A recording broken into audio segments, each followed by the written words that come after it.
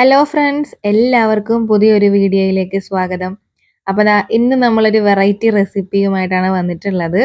വേറൊന്നുമല്ല, നമ്മൾ ഇന്ന് തയ്യാറാക്കാനായിട്ട് പോകുന്നത് സോയാ ചങ്ക്സ് വെച്ചിട്ടുള്ള അച്ചാറാണ്.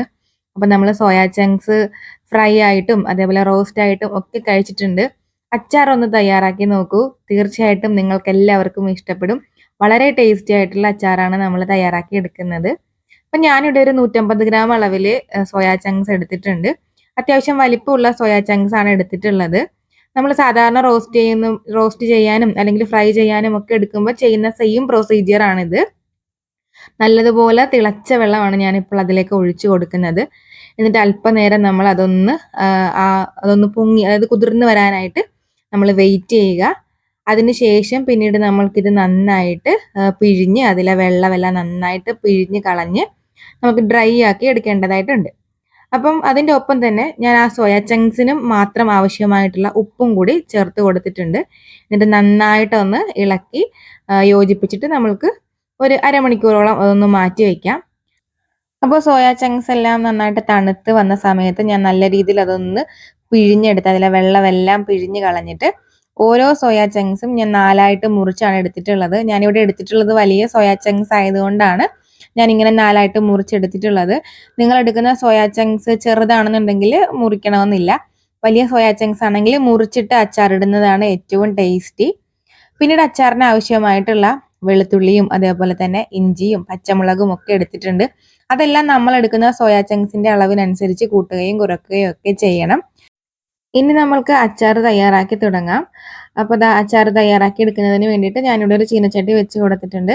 ചീനച്ചട്ടി ചൂടായി വരുന്ന സമയത്ത് ഞാനിവിടെ 2 ടേബിൾ സ്പൂൺ അളവിൽ നല്ലെണ്ണയാണ് ചേർത്ത് കൊടുക്കുന്നത്. നമ്മൾ ഏതൊരു അച്ചാർ തയ്യാറാക്കുമ്പോഴും നല്ലെണ്ണയിൽ തയ്യാറാക്കുന്നതാണ് എപ്പോഴും അച്ചാറിന്റെ ടേസ്റ്റും അതുപോലെ തന്നെ അത് കുറച്ച് നാൾ കേടുകൂടാതെ ഇരിക്കാനായിട്ടും നല്ലെണ്ണയിൽ തന്നെ തയ്യാറാക്കുന്നതാണ് ഏറ്റവും ബെസ്റ്റ്. അപ്പോൾ എണ്ണ ചൂടായി വന്ന സമയത്ത് ഞാൻ കടുകും അതുപോലെ തന്നെ ഉലുവയും ചേർത്ത് കൊടുത്തിട്ടുണ്ട്. പിന്നീട് നമ്മൾ നേരത്തെ എടുത്തു വെച്ചിട്ടുള്ള ഇഞ്ചിയും പച്ചമുളകും അതേപോലെ വെളുത്തുള്ളിയും എല്ലാം ഇതിലേക്ക് ചേർത്ത് കൊടുക്കുകയാണ്. അപ്പോൾ ഈ സമയത്തെല്ലാം എപ്പോഴും നമ്മൾ ഏറ്റവും ലോ ഫ്ലെയിമിൽ വെക്കുന്നതാണ് നല്ലത്. അല്ലാന്നുണ്ടെങ്കിൽ ഇതെല്ലാം പെട്ടെന്ന് കരിഞ്ഞു പോകാനായിട്ടുള്ള ചാൻസ് ഉണ്ട്. കാരണം എണ്ണയെല്ലാം നല്ല രീതിയിൽ തിളച്ച് വന്നിട്ടുള്ള സമയമാണ്. അപ്പോൾ ഫ്ലെയിം കൂട്ടി വെച്ചിട്ട് നമ്മൾ ഇതെല്ലാം ചേർത്ത് കൊടുത്താൽ ഇതെല്ലാം കരിഞ്ഞു പോകും. അപ്പോൾ അതെല്ലാം മൂത്ത് വരുന്ന സമയത്ത് പിന്നീട് ഞാൻ ചേർത്ത് കൊടുക്കുന്നത് വറ്റൽമുളകും അതുപോലെ തന്നെ ആവശ്യത്തിനുള്ള കറിവേപ്പിലയും കൂടിയാണ്. നമ്മൾ വറ്റൽമുളകും കറിവേപ്പിലയും ആദ്യം തന്നെ ചേർത്താൽ പെട്ടെന്ന് ഇത് മൂത്ത് കരിഞ്ഞു പോകാനായിട്ടുള്ള ചാൻസ് ഉണ്ട്. അപ്പം അതുകൊണ്ട് ഇഞ്ചിയും വെളുത്തുള്ളിയും എല്ലാം നല്ല രീതിയിൽ ഒന്ന് മൂത്ത് വന്ന സമയത്തേക്കാണ് ഞാൻ വറ്റൽമുളകും കറിവേപ്പിലയും എല്ലാം ചേർത്ത് കൊടുത്തിട്ടുള്ളത്.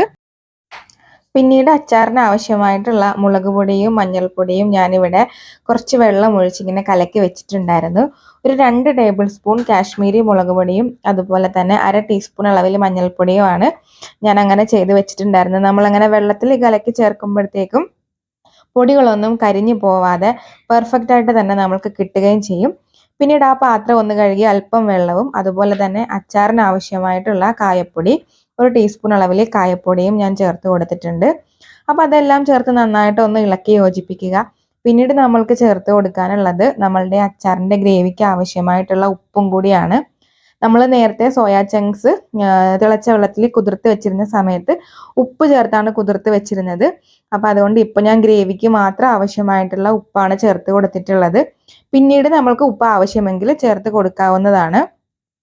അതിനുശേഷം അച്ചാറിൻ്റെ ഈ ഗ്രേവി എല്ലാം നല്ല രീതിയിൽ തിളച്ച് കുറുകി വരുന്ന സമയത്താണ് നമ്മൾക്ക് സോയാ ചങ്ക്സ് ചേർത്ത് കൊടുക്കേണ്ടത്.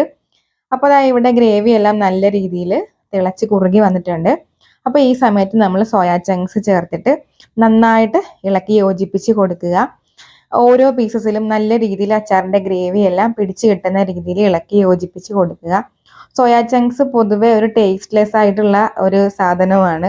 അപ്പോൾ അതുകൊണ്ട് തന്നെ നല്ല രീതിയിലൊന്ന് ഇളക്കി യോജിപ്പിച്ച് കൊടുക്കുക. അച്ചാറിട്ട് കഴിക്കുമ്പോഴത്തേക്കും വളരെ ടേസ്റ്റിയാണ്. അപ്പോൾ തീർച്ചയായിട്ടും എല്ലാവരും റെസിപ്പി ട്രൈ ചെയ്ത് നോക്കണം. അപ്പോൾ നല്ല രീതിയിൽ മസാലയെല്ലാം പിടിച്ച് കിട്ടിയിട്ടുണ്ട്. ഇനി നമ്മൾക്കൊരു 3-4 മിനിറ്റ് നന്നായിട്ടൊന്ന് തിളപ്പിച്ച് കൊടുക്കാം. അതിനുശേഷം പിന്നീട് അച്ചാറിന് ആവശ്യമായിട്ടുള്ള വിനീഗറും കൂടിയാണ് ചേർത്ത് കൊടുക്കേണ്ടത്. അപ്പോൾ ഇപ്പോൾ ഒരു 4 മിനിറ്റ് ഒക്കെ ആയിട്ടുണ്ട്. അപ്പോൾ ഞാൻ ഈ സമയത്ത് 1 ടേബിൾ സ്പൂൺ അളവിലാണ് വിനീഗർ ചേർത്ത് കൊടുക്കുന്നത്. നമ്മളുടെ അച്ചാറിൻ്റെ കളറൊക്കെ കണ്ടോ, വളരെ കളർഫുള്ളാണ്, അതുപോലെ തന്നെ കഴിക്കാനും ടേസ്റ്റിയാണ്. അപ്പോൾ ആ വിനീഗറും കൂടി ചേർത്ത് കഴിഞ്ഞാൽ നമ്മളുടെ അച്ചാർ ഇവിടെ റെഡി ആയിട്ടുണ്ട്. അപ്പോൾ വിനീഗർ ചേർത്തിട്ട് ഞാനൊരു 2-3 മിനിറ്റ് കൂടി ഒന്ന് ലോ ഫ്ലെയിമിൽ വെച്ച് നന്നായിട്ട് തിളപ്പിക്കുന്നുണ്ട്. അതിനുശേഷം പിന്നീട് നമുക്ക് ഫ്ലെയിം ഓഫ് ചെയ്ത് വെക്കാവുന്നതാണ്.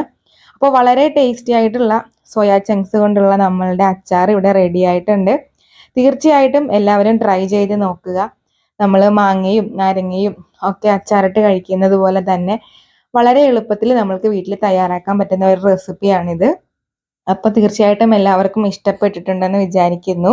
അപ്പോൾ പുതിയതായിട്ട് നമ്മളുടെ ചാനലിലെ വീഡിയോസ് കാണുന്നവരാരെങ്കിലും ഉണ്ടെങ്കിൽ ഒന്ന് സബ്സ്ക്രൈബ് ചെയ്ത് സപ്പോർട്ട് ചെയ്യാനും, സബ്സ്ക്രൈബ് ചെയ്യുമ്പോൾ ആ തൊട്ടടുത്തുള്ള ബെല്ലൈക്കണിലെ ഓൾ കൂടി ഒന്ന് മറക്കാതെ പ്രസ് ചെയ്തേക്കുക.